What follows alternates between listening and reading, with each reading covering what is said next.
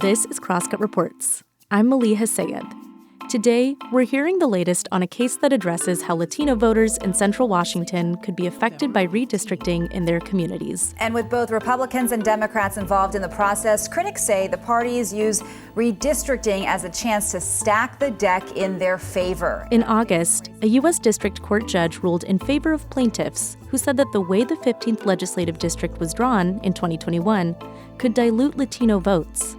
Now, the court is reviewing proposed changes to the district's boundaries that could go into effect just in time for the 2024 election. In this episode, we hear from reporter Mai Hoang about the changes voters could see in the next few months, the pushback from conservative legislators and voters, including those who are Latino, and the broader implications of this case. You have been following this lawsuit with the 15th Legislative District over the past few years. Could you kind of give us a really quick, 1-minute overview of just what's led us to this point? So maybe 3 or 4 major events that got us to where we're at right now. Sure. So I think we can just start in 2021, late 2021, the Washington State Redistricting Commission completed its work. Every 10 years, there's a bipartisan commission that gathers and redraws the boundaries for, our legislative districts and our congressional districts. In 2021, as they do every 10 years, each state redrew its congressional district lines to reflect the results of the 2020 census. Now, 2 years later, the maps in more than a half dozen states are the subject of lawsuits from voting rights advocates who say they dilute the voting power of Black and Latino voters.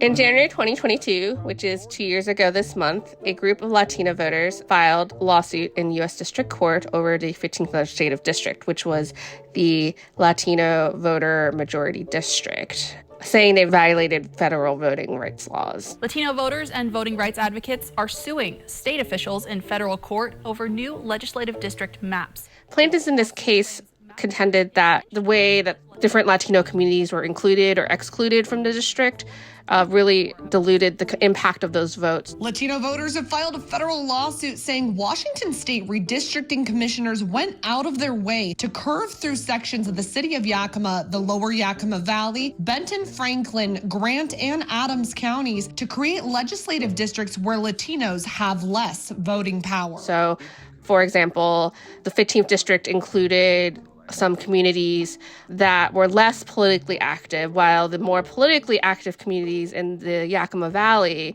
were in a different district. So essentially, you had all these communities that were supposed to be cohesive, but they were in 2 different districts, basically. So that was kind of the argument they set up back in January 2022.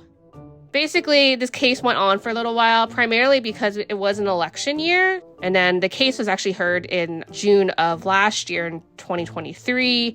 And then in August, Judge Robert Lasnik ruled in favor of the plaintiffs. He agreed with the voters that the district did violate federal voting rights laws. And so that opened up the remedial process, which is to draw a new map that would have a Latino majority district that complied with voting rights laws. And the idea is, at this point, the court is trying to approve a new map by March of this year. Yes. So when the ruling was released, the judge provided a couple avenues. So you could either let the court handle the remedial process, or reconvene the redistricting commission, which hasn't been done ever. So basically what it came down to is that the Democrats in the legislature decided to let the court handle it because they felt that the Latino voters in the Yakima Valley should have a say in what the map looks like. The Republicans did want to reconvene the commissions. They felt that doing anything else was kind of against the bipartisan nature of the redistricting process. But because they were split, there was just not enough votes to do a special session to reconvene the commission. Could you paint a picture of just the 15th Legislative District in general? Kind of where is it in Washington and who's affected? Yeah, the 15th Legislative District is actually made up of several counties. I know we kind of use a shorthand. I use the shorthand that we talk about Yakima Valley. That's kind of the moniker we use. But there's actually several counties in the legislative district. It includes Adams, Benton, Franklin, and Grant counties. And so it's kind of a rough oval-shaped, I guess, district. It really spans a couple of different Latino communities. It's as far as Othello in Grant County, which is a major Latino community. But the plaintiffs contend that places in Grant County, like Othello, are not as politically active compared to areas in the lower Yakima Valley. Yeah, and this seems to have far-reaching implications because they're trying to get these maps in, or a map in, ahead of this upcoming election, which is approaching really quickly. So we could see some of these changes affect how voters, approach this election this year. Yes, for sure. I think, obviously, if you redo one district, it's going to affect all the districts surrounding it. So actually, after the plaintiffs submitted their proposed maps, the Secretary of State's office chimed in and kind of outlined the number of counties that would be impacted by the different maps. And so it's as little as 3 counties affected. So Yakima, Benton, and Klickitat. And then there's another map where up to 13 counties are impacted. And so that's a good chunk of counties. And it could mean that you, voter, even though you don't live in the Yakima Valley, could end up being in a different district and voting for different people, depending on where folks live. We're talking about a district where some people say the boundaries are diluting the Latino vote, and then we actually have other Latino community members, lawmakers, voters who are saying that it's okay to keep them as is. Latinos don't necessarily vote with one party in particular. They tend to span the political spectrum. Our poll indicates a growing number of Hispanic voters appear to be choosing Republican candidates over Democrats. That's contrary to conventional political assumptions. Republicans figured out how to connect with Latino voters culturally. I'd be curious to know just how that's factored into some of your coverage and conversations on this story and your previous coverage. Yeah, it's a bit tricky because you can't say there are no conservative Latino voters in Washington State. They're clearly here. We're very faith-oriented, family-oriented, and hard work and country. So I think those values have always aligned with Latinos, and that's why the Conservative Party or Republican Party is what aligns. We have actually 2 senators in Central Washington, including Nikki Torres, who was elected in this disputed 15th legislative district as a senator. It's time to start putting people first and prioritizing Eastern Washington at the state capitol. I learned how to work hard for my parents who came to America from Mexico searching for the American dream. One of the people that intervened in this original case, it's actually known as Palmer versus Hobbs, is Alex Ibarra from the 13th district. He's a senator and he's also a Republican. Hi, I'm Alex Ibarra. I'm the state representative for District 13.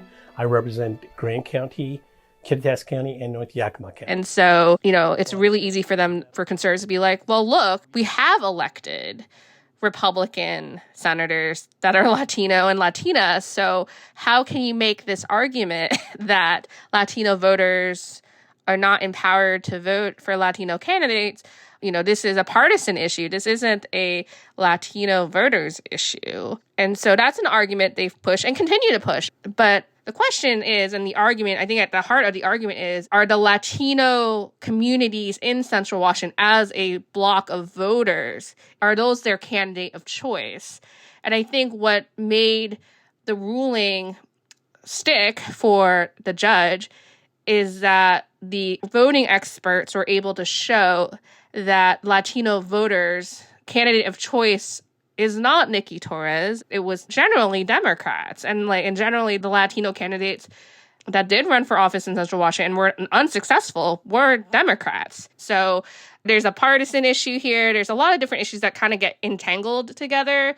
And I think the key thing to this is to kind of detangle it and realize, okay, we're not negating the existence of conservative Latinos with this court case. The core question doesn't change whether there is a Latino senator or legislator or not. The core question is, for the most part, is this consolidated group of voters, are the candidates they're picking, are they successful? And the answer is no. So that is at the heart of this argument. And when we think about some of the proposals that are in play with these maps, and you had mentioned some of the counties that could be affected, what are some of the other changes that are potentially going to happen, assuming these maps are approved or one of these maps is approved? And it just changes ahead of this 2024 election. Yeah, so the main change that plaintiffs are proposing, and they were the only ones to have submitted maps. All parties had the opportunity to submit maps before the deadline. The key priority in all 5 of these maps submitted is that the district that is actually the Latino majority district is switching. So it was the 15th. It is the 15th right now, but they're proposing to switch it to the 14th.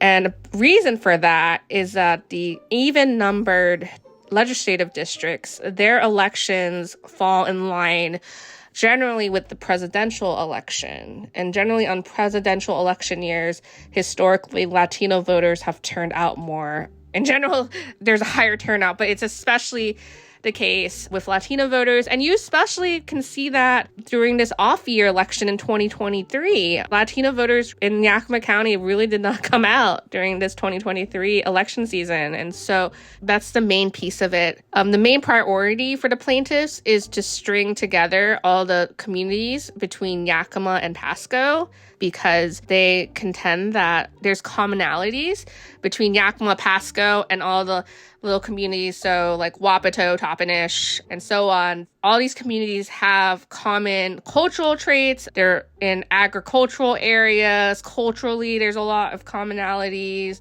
Chances are there's probably Latino residents in Yakima, probably relatives in Pasco. If you go to downtown Pasco, you can tell it's a very Latino-heavy community, a lot of Latino-owned businesses in downtown Pasco, for example. And so that was a big priority, and most of the proposals do that.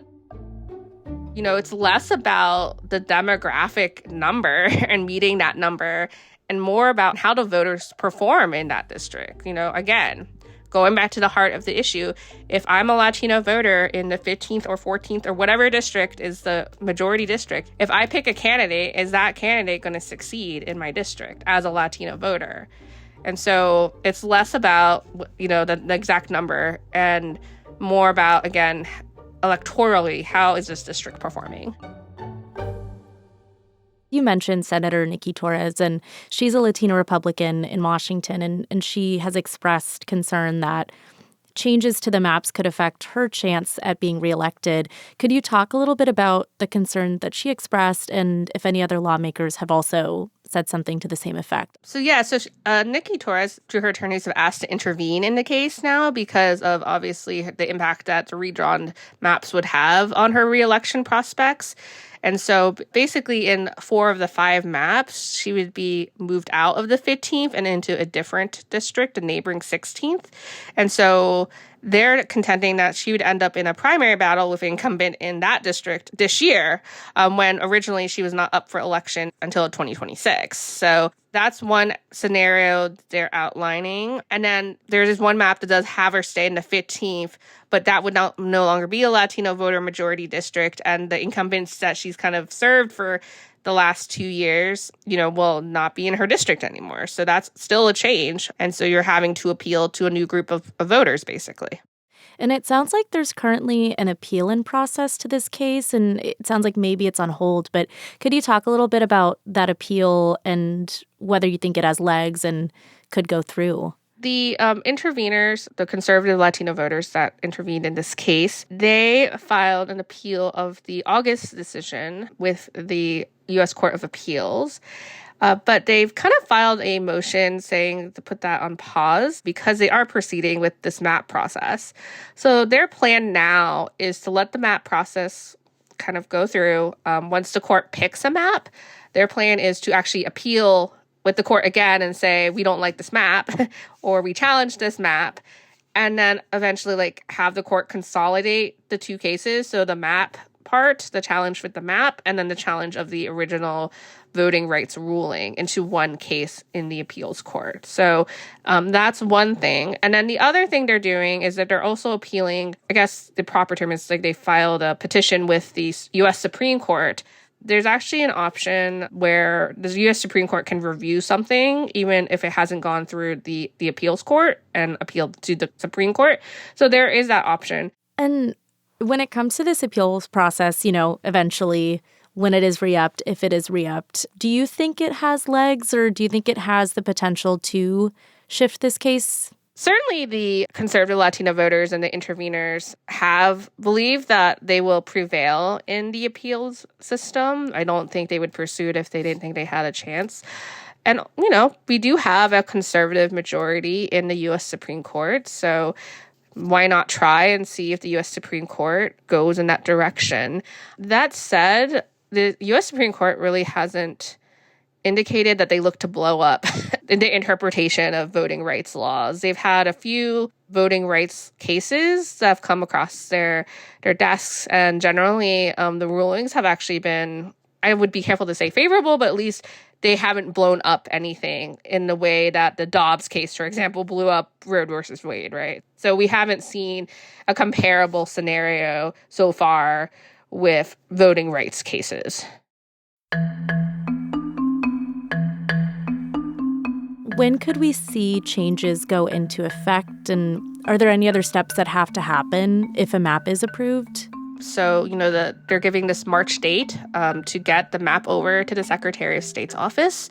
So then the office does kind of the mechanics. You have to change the website, draw new maps, change the voter guides, all those documentation things of the old boundaries. So they would have to do that. So the conservative voters who are intervening in this case, they plan to challenge whatever map is approved. So we could have another legal process.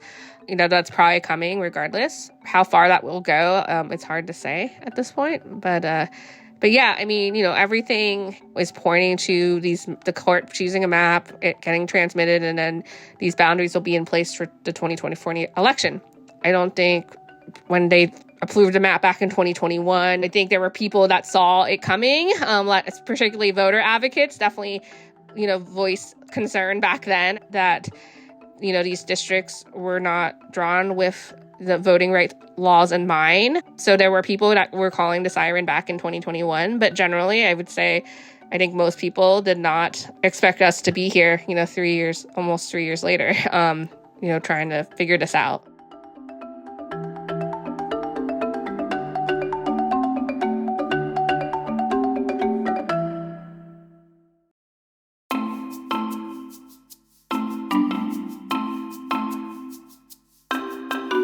Thanks for listening to Crosscut Reports. This episode was reported by Mai Hoang. It was produced by Sarah Bernard and me, Maleeha Syed. The story editor was Ryan Famuliner. Our executive producer is Sarah Menzies. You can subscribe to Crosscut Reports wherever you listen. And whatever platform you're listening on, please review us. We'd love to know what you think of the show. Also, if you would like to support the work we do at Crosscut, whether it's our lineup of podcasts, the video docuseries we stream every week, or the in-depth reporting we deliver every day, go to crosscut.com/membership. In addition to supporting our journalism, members receive complete access to the on-demand programming of Seattle's PBS station, KCTS 9. For the latest political, environmental, and culture news from the Pacific Northwest, visit crosscut.com. That's also where you'll find a text version of the story we discussed today. Crosscut Reports is a product of Cascade Public Media. I'm Maleeha Syed. We'll be back soon with another episode.